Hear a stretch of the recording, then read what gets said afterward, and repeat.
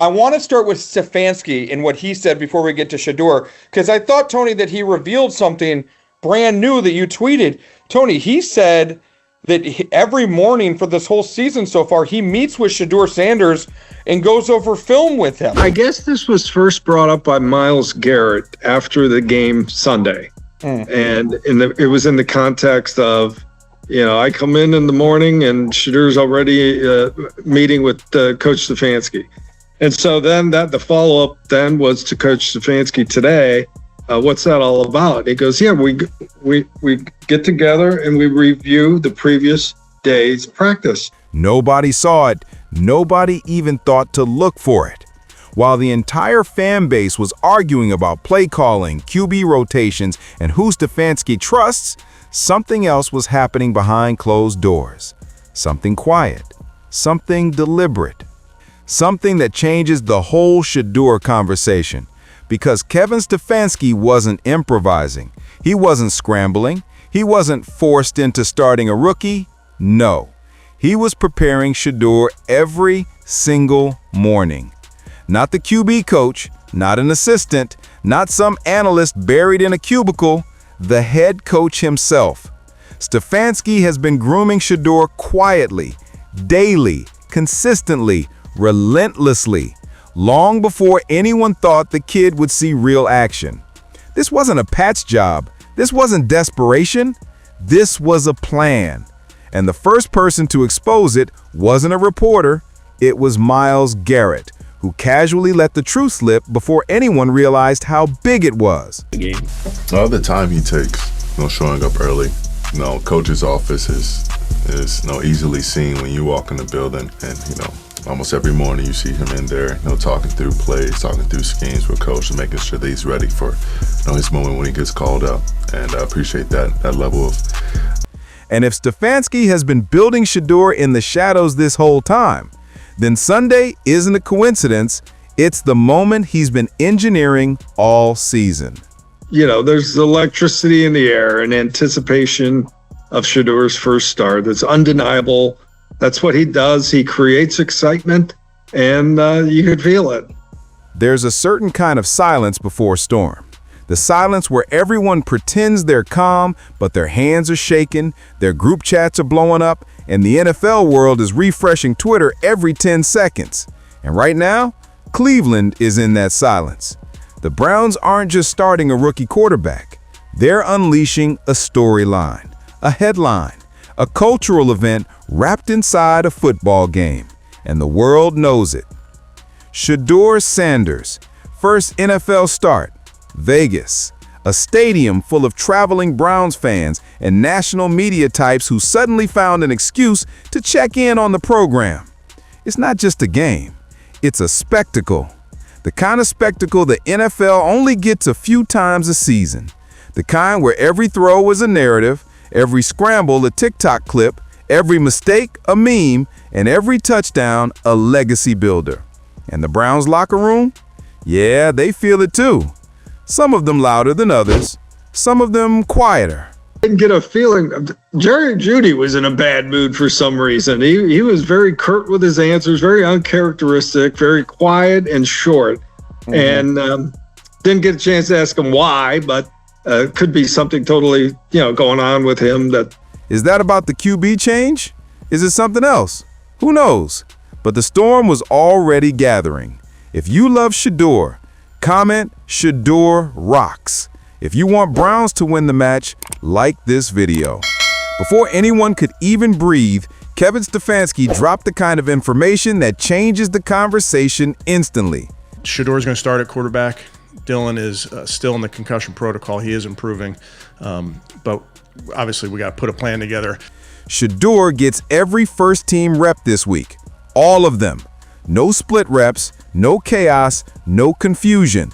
Stefanski is rolling the dice with conviction. After getting announced as QB1, Shedeur walked up to the podium and did what he does best. Talk calmly, confidently, directly. He said something that struck every football mind right between the eyes.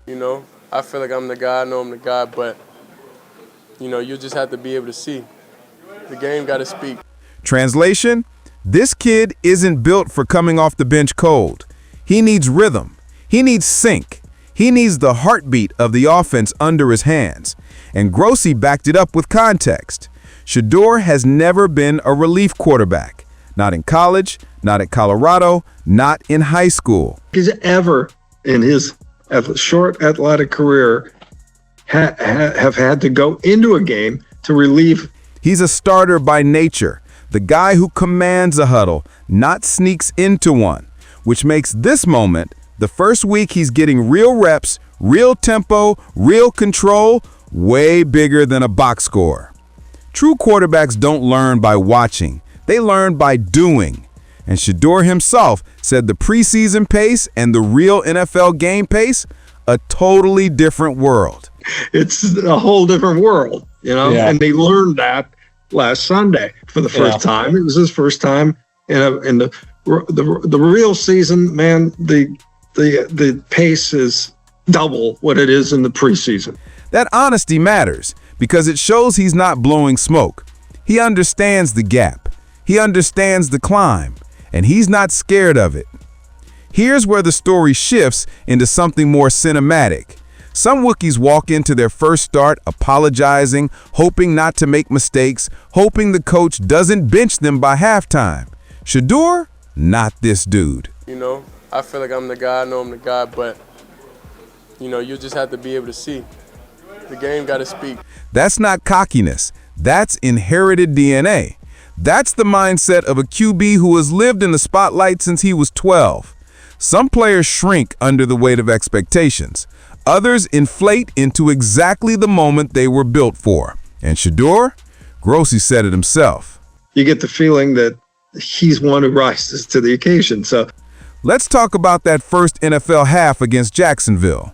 The national narrative pounced on the flaws. They always do. People saw incompletions, blitz pressure, and a stalled drive. But Shedeur saw something different. he thinks he got something positive out of it. He even said he felt good about how he handled the blitz. Felt that he actually said, I thought I handled the blitz well. All right. I mean, everybody else was saying he couldn't handle the blitz. And Grossi doubled down, pointing out that last drive, the one where he moved the chains, dodged pressure, and put the ball in the right places, that meant something. Generated a lot of excitement in that stadium, even though they fell short. Great quarterbacks aren't built from perfect first starts. They're built from the kind where you see sparks. Tiny ones, maybe, but unmistakable. Then came the quote that should be in neon lights over the Vegas Strip. Exact quote on it. You cannot miss this moment. Like, it's going to be a moment, Tony. Tell me that doesn't sound like a trailer line. Tell me that doesn't sound like the voiceover for a Sunday night football promo. The Browns might be a 5-win team, but this matchup feels like prime time. And Vegas is the perfect stage. Not Baltimore, not Pittsburgh, not a pressure cooker built to eat rookies alive. Grossi nailed it. Probably the best possible road venue, because there'll be a lot of Browns fans there. This isn't a hostile first start. This is a showcase. Let's not dodge the real question. If Shedeur wins, how do you take him out? That's the franchise question, because Dylan Gabriel doesn't own the job. He doesn't have a birthright. He doesn't have tenure. And the fans? Grossi again. If he puts him back in there after Shedeur wins, they're going to be booing him from the first handoff, the first pass. So that's not fair. Let's be honest. Cleveland has been waiting for QB stability longer than some fans have been alive. If a spark shows up, if a spark wins, you ride it. And Stefanski knows this. He's not new to QB chaos. He's lived in QB chaos. He practically wakes up to QB chaos every season. But this time feels different. Why? Because for once, maybe for the first time in years, the QB with the buzz, the swagger, the film habits, the national attention, and yes, the pedigree is the same QB with the starting job. You want to know how real this moment is? The first 5 questions to Denzel Ward at the podium were about Shedeur. All 5. That's significance. That's gravitation. And then there's Gage Laverdan, the guy who had one of the toughest moments of the Jags game, smiling again because of the new QB vibe. He's excited for Shedeur. They all want to see him win. Chemistry matters. Locker room energy matters. Belief matters. Shedeur brings belief, not hype, belief. Of course, someone asked about Coach Prime. How could they not? Will he be there? Will he walk that sideline? Will the Sanders storyline become a family storyline? Shedeur shut that down instantly, politely, but firmly. Grossi put it perfectly. Shedeur made a great effort not to make this all about the Sanders family. I think he was very cognizant of that. My family here is the Cleveland Browns. That is maturity. That is leadership. That is exactly what this locker room needs. And let's be real, Prime probably shows up anyway, but the narrative belongs to Shedeur now, not the last name. And here's the wild part. This one single game could rewrite the entire Browns season, could reshape next season, could set the next decade in motion. This is either the beginning of something electric or the kind of what if Cleveland never stops talking about. Shedeur knows it. Stefanski knows it. The vets know it. Vegas knows exactly what they're hosting. Because this isn't just a Browns game. This is an NFL event. And if Shedeur Sanders walks off that Vegas field with a win, the NFL universe is never going to look at him or the Browns the same way again.